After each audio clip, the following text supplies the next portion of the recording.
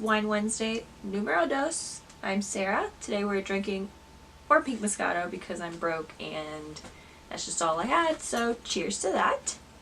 Emmy is joining us today because she is nosy and just has to be everywhere that I am, so here we are.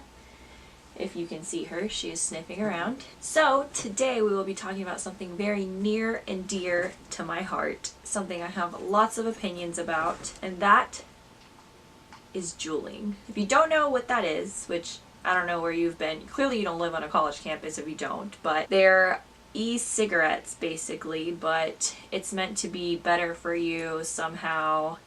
Not really sure where their marketing scheme comes in because it's clearly not good for you. It still has nicotine, but they entice you with like flavored pods for your Juul. So it's this little like rectangular thing. I'll put a picture somewhere.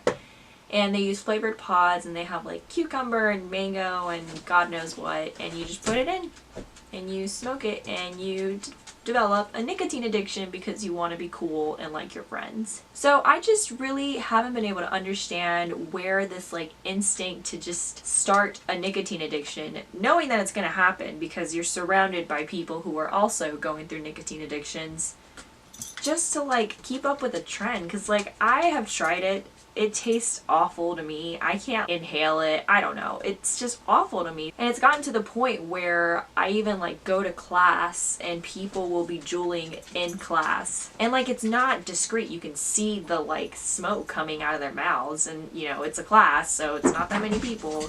It was actually an instance that happened last semester, and it was like an auditorium type of, it was a smaller auditorium, so it wasn't like a ton of people, but it was maybe like 50 or 60 of us.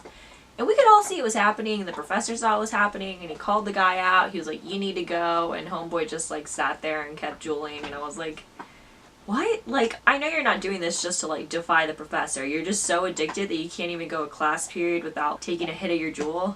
It's just like lame to me. Like, I don't see how that could be cool, you know? Like, people pull it out and I'm just like, yikes. By the way, I had to finish out the bottle, so I'm not an alcoholic. I just didn't want the bottle to go to waste, so I just poured the rest of it in there in my Nightmare Before Christmas wine glass. I wanted to give you guys something a little different today.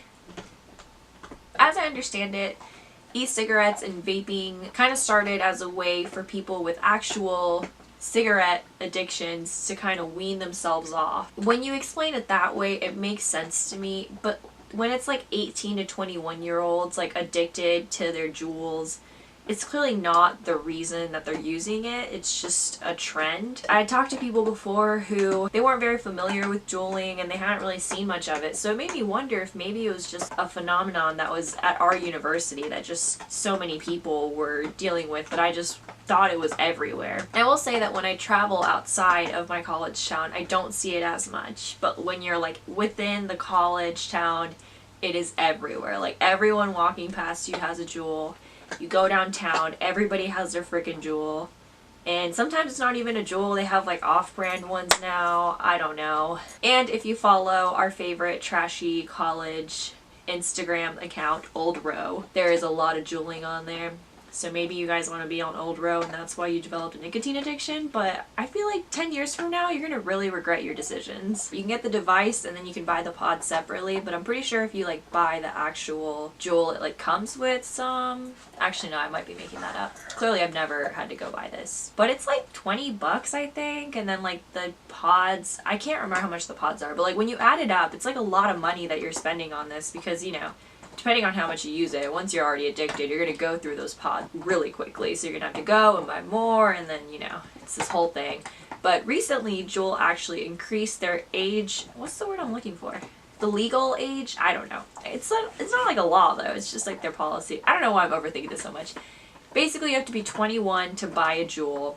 And I was very much in favor of this age limit thing. I think before it was just 18. I'm not sure how heavily that was enforced. You can buy these at like gas stations I've seen around. I really don't see them in like regular stores. I usually just see it around gas stations. I just feel like it just kind of deters you. Like even if it, you know, even if you're using fake, you're going through like a huge amount of effort to get to it, and like that enough should tell you that you need to stop. I've seen people making like phone cases for you to like stick your Juul on there so you don't lose it. 'Cause people lose these things like wildfire. I had some old roommates roommates and they would lose their Juul every single week. And all I smelled anywhere was like that gross artificial cucumber scent just like wafting through the house. It's gross. It's really gross. Do you really want to say you graduated college with a nicotine addiction? That's what you have to show for it? That's pretty sad. I don't know. Like, I don't know if I'm just like super old and way over these trends. I don't know what the deal is, but I just like can't seem to fathom getting yourself addicted to something just because the rest of your friends are doing it. There's a whole other debate that you can do about like alcohol and like the binge drinking nature of like college and college parties, but I feel like alcohol is just different. You can casually